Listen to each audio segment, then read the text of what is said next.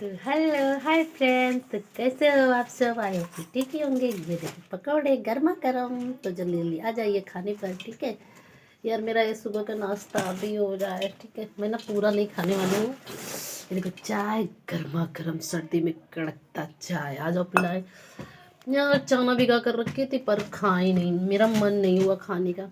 तो फिर ठीक है, जल्दी जल्दी आइए, हम सब एक साथ में नाश्ता करते हैं यार। नाश्ता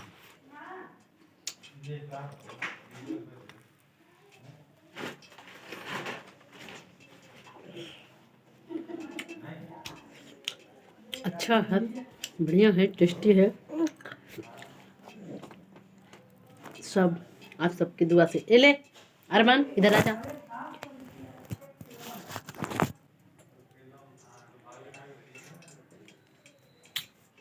तो ठीक है, बाय बाय, टाटा। तो मुझे ना लाइक करो, सब्सक्राइब करो, सपोर्ट करो यार प्लीज़। मैं ना अच्छी वीडियो नहीं बना पाती हूँ, इसके लिए सॉरी। मैं ना बहुत अच्छी अच्छी वीडियो बनाऊंगी सच में, बस थोड़ी सर्दी ख़त्म हो जाए प्लीज़ यार। तब तक के लिए बाय बाय। लो पकड़ो, खा लो।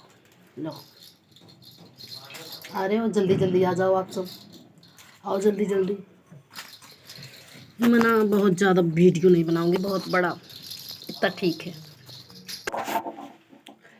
इसमें पड़ा है गोभी, बेसन, नमक, चम्मच, धनिया।